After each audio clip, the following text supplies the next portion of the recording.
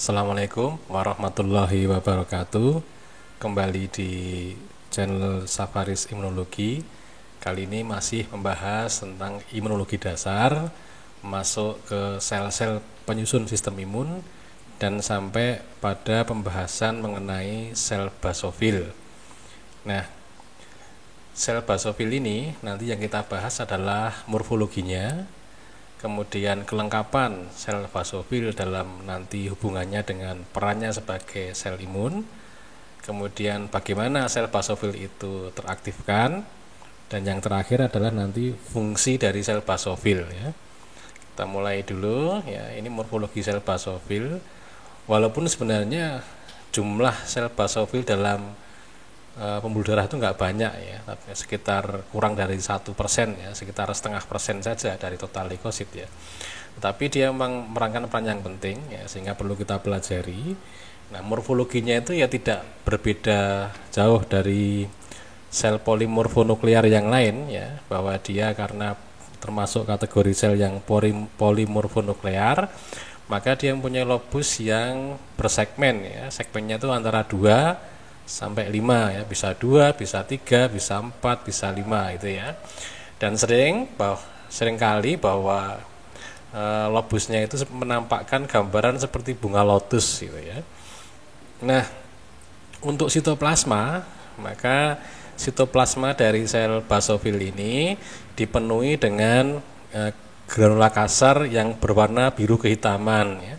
Kenapa ada granula seperti itu? Karena sel basofil ini mengandung granula spesifik yang sifatnya itu mencerap atau mudah terwarnai oleh zat warna yang bersifat basa ya, sehingga dia disebut dengan basofil gitu ya. Nah, kadang-kadang memang bukan kadang-kadang ya, seringkali bahwa granula dari sel basofil ini sangat dominan ya, sehingga menutupi inti sel ya, sehingga inti selnya nggak kelihatan ya. Itu sepintas saja untuk morfologinya ya. Nanti, nah ini kelengkapan sel basofil ya. Jelas sel basofil itu untuk mempunyai fungsi dia dilengkapi oleh beberapa hal ya. Ya, granula tadi dan struktur-struktur di membran selnya. Nah, kita mulai dengan yang di granulanya ya. Nah, kelengkapan sel basofil untuk fungsi imunologisnya itu ya, sel basofil itu mempunyai granula yang spesifik tadi, yang kalau sel basofil itu aktif atau teraktifkan, maka dia akan dilepaskan ke media di sekitarnya ya. Nah, apa saja isi granulanya ya, banyak macamnya ya, diantaranya adalah histamin ya. Histamin itu nanti salah satu efeknya adalah menyebabkan terjadinya bronkokonstriksi misalnya, atau vasodilatasi misalnya. Nah, sedangkan serotonin misalnya, serotonin itu bisa mempengaruhi sel-sel imunosit yang lain, misalnya sel limfosit, sel monosit. Mempengaruhi untuk apa? Mempengaruhi untuk produksi sitokinnya ya. Serotonin juga bisa mempengaruhi sel endotel ya. Misalnya apa? Misalnya serotonin memaksa atau memicu sel endotel untuk menghasilkan interleukin 6 ya. Nah, interleukin 6 yang dihasilkan oleh endotel ini bersifat proinflamasi ya. Ada juga granula yang isi granula yang dihasilkan di basofil ini adalah heparin ya. Heparin yang dihasilkan oleh sel basofil ini nanti dia bisa mengaktifkan faktor 12 ya. Menjadi faktor 12 aktif yang nanti akan pada gilirannya faktor 12 aktif ini atau hageman faktor ini nanti dia akan mengaktifkan bradikinin ya. Nah, bradikininnya ini nanti yang akan berefek ya. Misalnya apa? Misalnya terjadi udim atau terjadi vasodilatasi dan juga bisa menyebabkan hipotensi gitu ya. Nah, ini kelengkapan dari sel basofil dilihat dari sisi granulanya. Kemudian kita masuk pada struktur yang ada di membran sel basofil ya. Nah, yang pertama adalah imunoglobulin reseptor ya. Di membran sel basofil itu terdapat reseptor untuk mengikat Fc atau bagian Fc dari antibodi ya. Misalnya Fc epsilon reseptor 1 misalnya. Nah, Artinya apa? Artinya bahwa nanti ada kemungkinan dan sangat mungkin bahwa sel basofil ini akan diaktifkan oleh antibodi gitu ya.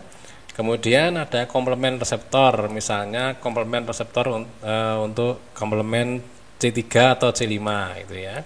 Artinya bahwa sel basofil nanti juga bisa diaktifkan oleh komplement itu. Kemudian di permukaan membran sel basofil juga ada integrin dan selektin ya. Fungsinya untuk apa? Fungsinya untuk nanti migrasi ya. Jadi bahwa sel basofil itu kan ada di pembuluh darah ya. Tapi nanti pada kondisi tertentu ya, dia harus bermigrasi dari pembuluh darah menuju ke jaringan. Nah, disitulah fungsi atau peran dari integrin. Reseptor sitokin ya, misalnya reseptor interleukin 3 ya. Interleukin 3 itu penting untuk sel basofil ya, karena dia nanti mempengaruhi sel basofil dalam pembentukan granula dan seterusnya ya.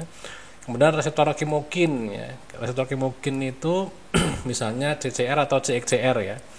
Nah, reseptor kimokin ini diperlukan oleh sel basofil untuk apa? Untuk menuju ke sel yang menuju ke jaringan yang membutuhkan sel basofil ya, membutuhkan peran atau fungsi dari sel basofil. Kemudian di membran sel basofil juga ada CD40L ya. CD40L ini nanti dia bisa mengikat atau berikatan dengan CD40 dari sel yang lain ya, misalnya dari sel B ya, sel plasma misalnya, sehingga nanti akan mempengaruhi sel B atau sel plasma tersebut. Nah, pada membran sel basofil juga bisa ditemukan toll-like reseptor atau TLR, misalnya apa? Misalnya TLR2 dan TLR4. Jadi sel basofil ada kemungkinan bisa teraktifkan oleh bakteri gram positif maupun gram negatif.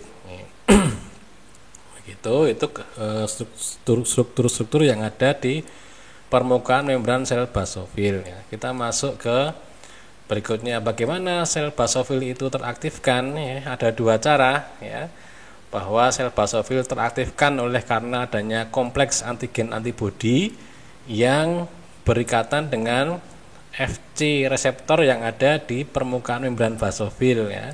Nah, itu nanti akan mengaktifkan basofil gitu ya.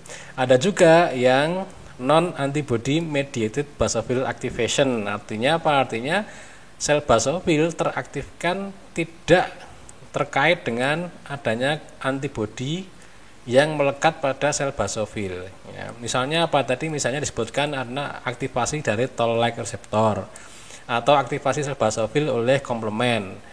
Ya, itu ya, itu yang bisa mengaktifkan sel basofil. Nah, masuk berikutnya. Sekarang fungsinya apa sel basofil tersebut?